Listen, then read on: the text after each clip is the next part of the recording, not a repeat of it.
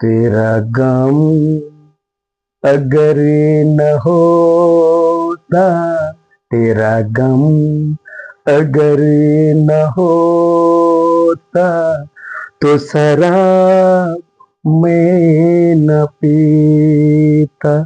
तेरा गम अगर न होता, तो शराब मैं न पीता।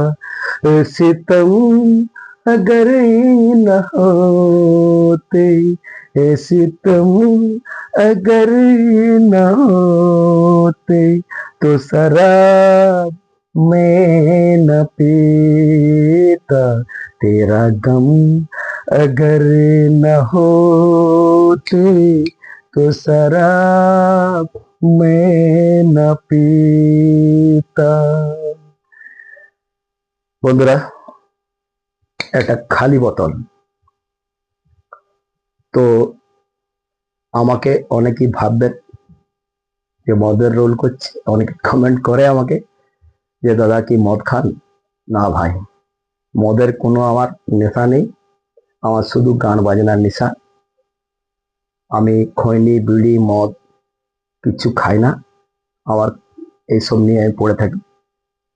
আপনারা হয়তো আমাকে মিথ্যা কথা ভাববেন, তো এটার জন্য আমাকে সার্চ করে দেখবেন কারো কাছ থেকে যে আমি সত্যি খাই কি না খাই।